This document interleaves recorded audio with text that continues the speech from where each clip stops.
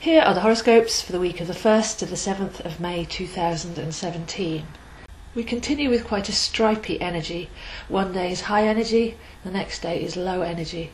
So it's quite a difficult week to navigate. It's quite a difficult couple of weeks to navigate, as we have a couple of what would seem to be conflicting energies going on, but we can actually do the right thing at the right time and make the most of all of them.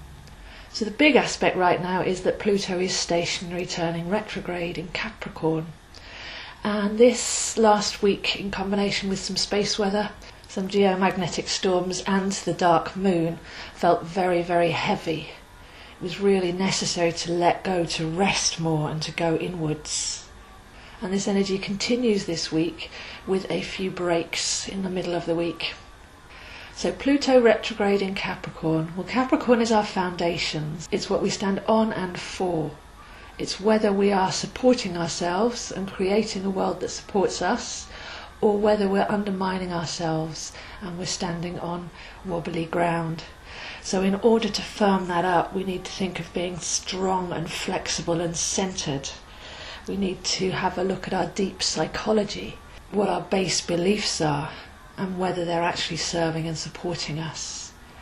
So during these times we have until September. It's a long and slow journey into the soul of the matter to make sure that everything is supporting and that we're not believing in false beliefs and false narratives and things that will actually undermine our stability.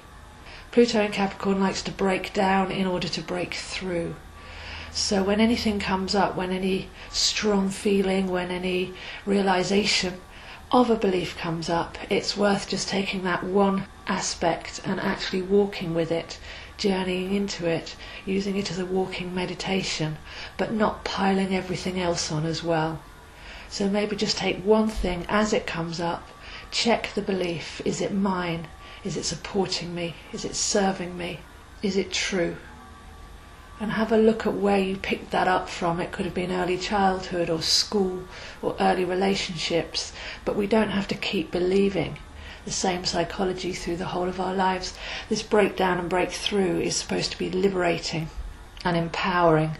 We have the power to turn our gaze inwards. Pluto, the alchemist and the deep magician and healer, turn our gaze inwards and have a look at the root belief of what's causing any triggers or pain.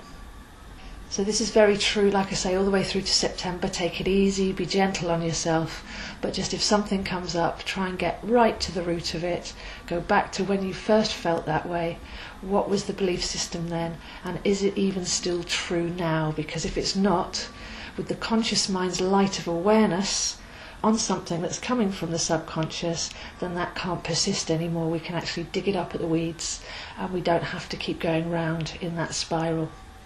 So deep revelations there and deep inner healing and alchemy available with Pluto turning retrograde for the next 5 months in the deepest sign of Capricorn. Firming up our foundations, giving us a strong, centered and flexible spine, and making sure that we're self-supporting and we are our own authority. That really is the main feeling of the week, except that we also have a couple of quite lively aspects. Mars has just gone into Gemini, so there may be days when it's high energy, temptation to be distracted and put our energy outwards, and to get caught up in the mental and the energy realms, action and thought. So a complete difference from turning that awareness inwards into the emotions and the subconscious realms. There will be moments of high energy when we can initiate things, instigate things, and get quite a bit done. So very good, like I said last week, for health, that one, I feel. Mars, think of that as a Reiki master, if you like, all the energy meridians of the body, all the fire that flows through the body, and then Gemini wanting to find that flow and that balance and to go into all of the corners. So great energy work, great meridian work, great chance to even have workouts or enliven our diet. Our mind-body connection can be worked with this combination to free up all those channels and send energy to every part of us.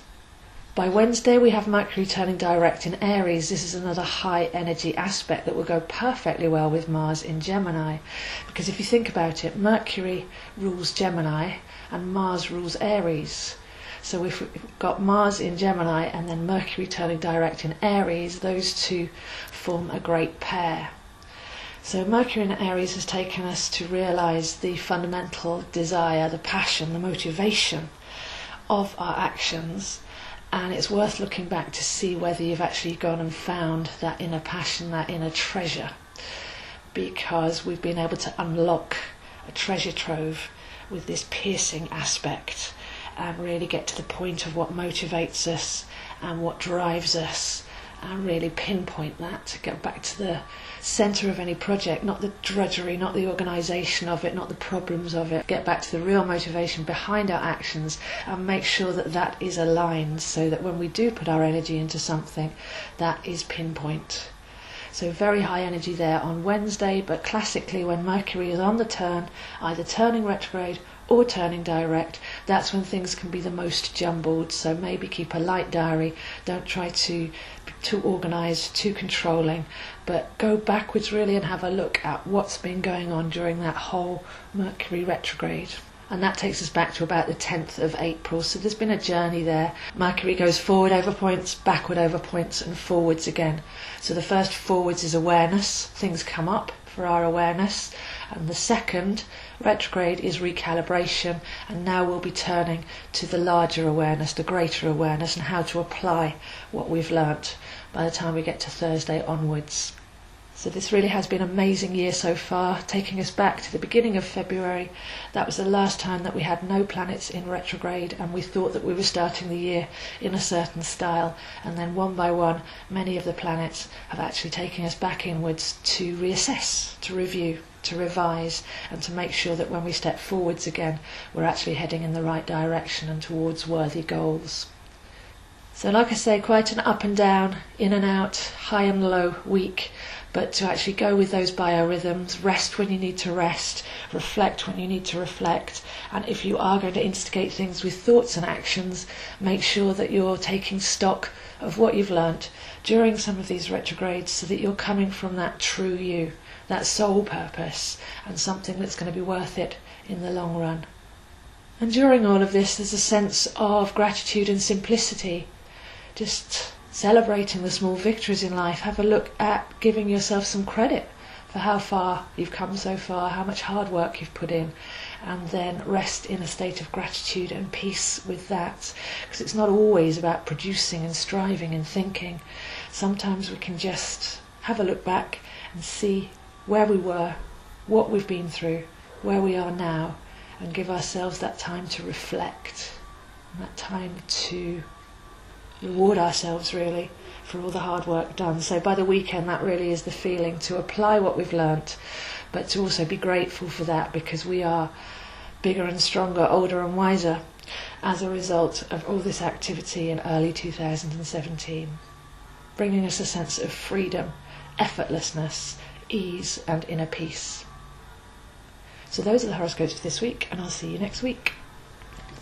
If you'd like to join me on Saturday the 6th of May, then I'll be doing my second tree walk of the year, and this is from 11 till 1 on Hampstead Heath, looking at tree recognition of all the varieties, looking at the Oyam tree language and Celtic calendar, and the healing and magical properties of the trees. So a very lovely, luscious 2-hour walk there on Hampstead Heath. Please do email me if you're interested in that, or if you'd like to come to me for a reading, then this really is a lovely springtime to rejuvenate, to work with that Mars in Gemini and see where it is that you can put your energy in the coming months for most effect.